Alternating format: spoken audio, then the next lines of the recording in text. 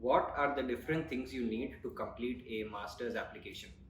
Now, usually I start my videos with some sort of hype or excitement, but this is not exciting, this is just important. So stay tuned because this video will give you the entire list of documents that you will need for you to finish a master's application to any university abroad. Stay tuned.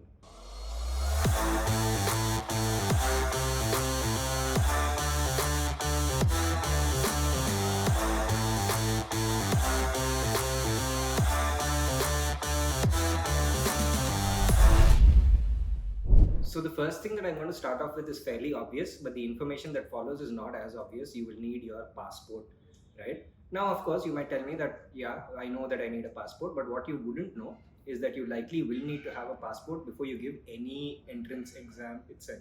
If you have to give the GRE or the GMAT or the TOEFL or the IELTS, you need to have a valid passport in hand. If you don't have it, you can't give the test and your entire application timeline gets delayed. Hence, if you're planning for a master's and you don't have a passport, please get it ASAP. Otherwise, you can't move ahead with the very first step of the process, which is your proficiency test. Number two is another fairly obvious requirement, but you have to do it right, and that is your resume.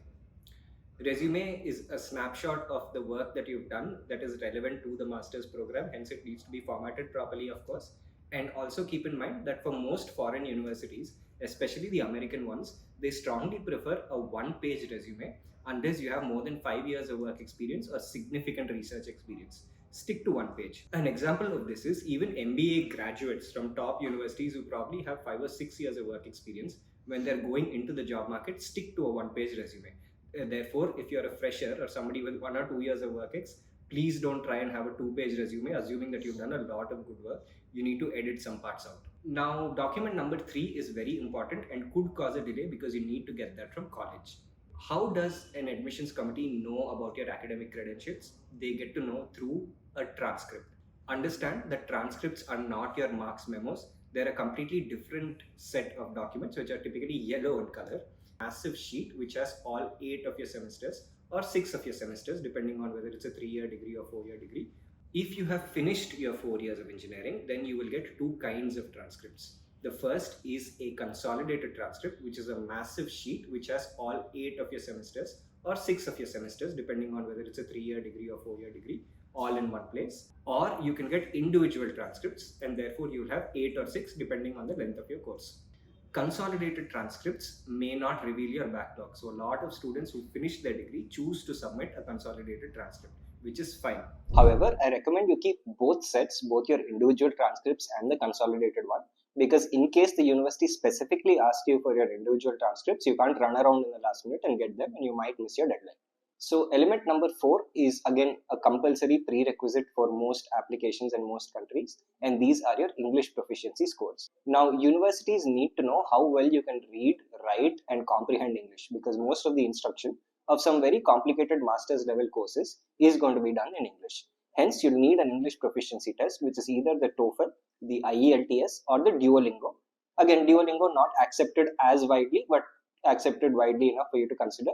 You will need one of these English proficiency tests.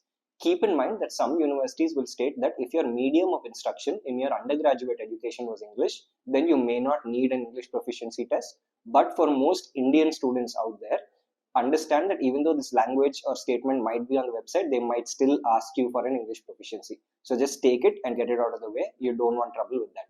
Alright, element number 5 is a little bit of a controversial topic at this point in time, and these are your aptitude test scores, which could be either the GRE or the GMAT, depending on what programs you are applying to. Now, a lot of universities have made the GRE optional in the last 3 or 4 years post the pandemic, and that is continuing for fall 2025, and it might continue in the foreseeable future as well. However, a significant number of courses, especially along information systems and business analytics, some top programs still have the GRE as a hard requirement. So needless to say, if you want to keep your options open, you need to have a GRE score in hand or a GMAT score in hand, depending on what you're applying to. Just a little bonus tip here, the GRE is accepted by a much wider variety of programs. For example, GREs are accepted at both business school programs and technical master's programs. Hence, you can apply for an MBA with a GRE as well. But a lot of MS programs do not accept a GMAT score, so keep that in mind while picking the test. Alright, now comes a topic which scares the bejesus out of a lot of people, when quite frankly it doesn't have to, and that is your statement of purpose. Now, the university is very curious to know why you wish to apply for their master's program, what your career goals are, and what have you done to show that you're a valuable addition to the university. Hence, your entire journey from college or maybe a little after college has to be in a concise document, which could be anywhere between 300 to 1500 words long, depending on the university's requirement. You have to craft this technically correct document and submit it and tailor it to each and every university that you are applying to. Of course, SOPs are essentially your justification and a highlight of your candidature. It needs to be done professionally and properly and can be a game changer in your applications.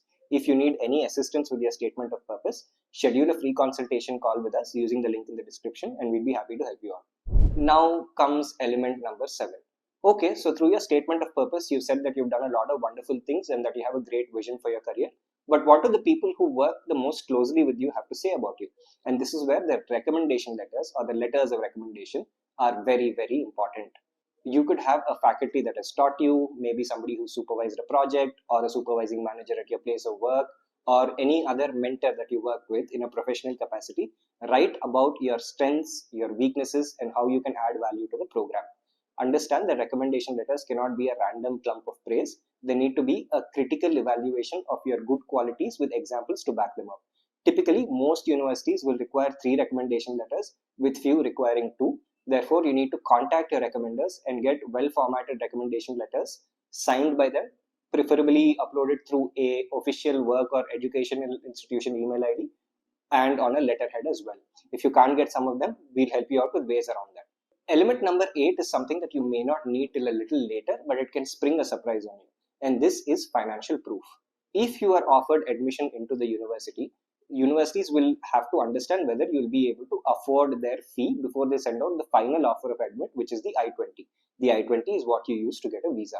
Therefore, you need to show the university that you have enough money through any sort of assets, which could be fixed deposits, money in your current account, any sort of mutual funds or any immovable properties, or even a chartered accountant's evaluation of what your total net worth is, to show that you will be able to liquidate some of these to pay the fee, or at least have enough of a base to get an education loan sanction so that you can afford the tuition fee.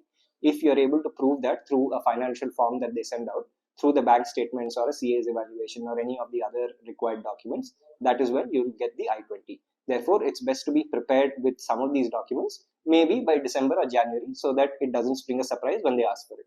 So that is the comprehensive checklist of all the documents that you may need. Of course, understand that apart from these 8 general requirements, some universities will also ask you for additional essays that you have to tackle.